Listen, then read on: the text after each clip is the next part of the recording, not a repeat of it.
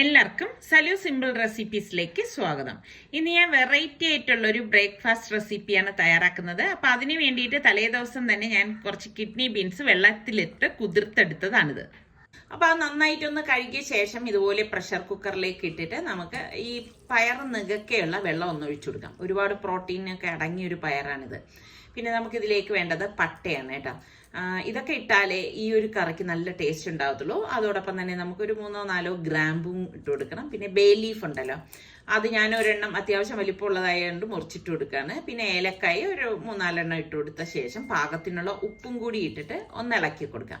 ഇളക്കി കൊടുത്ത ശേഷം നമുക്ക് പ്രഷർ കുക്കർ മൂടി വെയിറ്റ് ഇട്ടിട്ട് നമുക്ക് 6 വിസിൽ വരെ ഇതൊന്ന് വേവിച്ചെടുക്കണം. വൻപയർ ആയതുകൊണ്ട് തന്നെ കുറച്ചധികം നേരം എടുക്കും വേകാനായിട്ട്. അപ്പൊ 6 വിസിൽ കേട്ട് കഴിഞ്ഞ് സ്റ്റീമൊക്കെ പോയ ശേഷം ഞാൻ എന്താ കുക്കർ ഓപ്പൺ ചെയ്തു. അപ്പൊ നല്ല മണം വരുന്നുണ്ട്, കാരണം പട്ടയും ഏലക്കയൊക്കെ നമ്മൾ ഇട്ടതല്ലേ. അപ്പൊ ആ പയർ കറക്റ്റ് പരുവത്തിന് വെന്ത് വന്നിട്ടുണ്ട്. വെന്തുടഞ്ഞു പോവുക ഒന്നും ചെയ്തിട്ടില്ല. ഈ ഒരു പരുവത്തിന് വേണം നമ്മളിത് വേവിച്ച് എടുക്കാനുള്ളത്.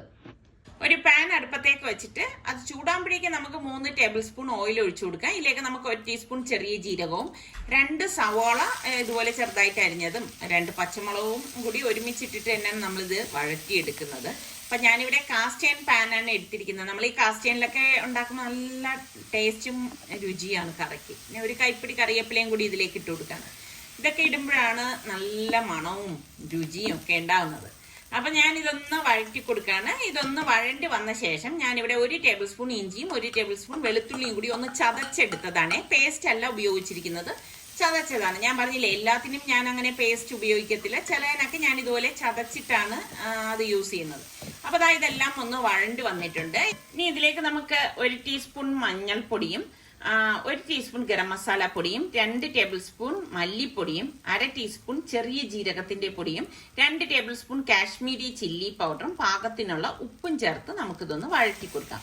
അപ്പൊ ആ പൊടികളുടെ പച്ചച്ചുവ മാറത്തക്ക രീതിയിൽ ഇതൊന്ന് വഴറ്റിയെടുക്കണം. അപ്പൊ ഫ്ലെയിം ഒന്ന് കുറച്ചിട്ട് വേണം നമ്മളിത് വഴറ്റിയെടുക്കാനുള്ളത്. അല്ലെങ്കിൽ എന്തെന്ന് വെച്ചാൽ പൊടികൾ കരിഞ്ഞു പോകാനുള്ള സാധ്യത കൂടുതലാണ്. പിന്നെ ഞാനിവിടെ 2 ചെറിയ തക്കാളി അടിച്ചെടുത്തതാണ്. വലുതാണെങ്കിൽ ഒരെണ്ണം ചേർത്താൽ മതിയാവും കേട്ടോ. മിക്സിയുടെ ജാറിൽ ഇതുപോലെ ഒന്ന് അരച്ചെടുത്തിട്ട് നമുക്ക് ഇതിലേക്ക് ഇട്ടിട്ട് ഇതുപോലെ ഒന്ന് വഴറ്റി കൊടുക്കാം.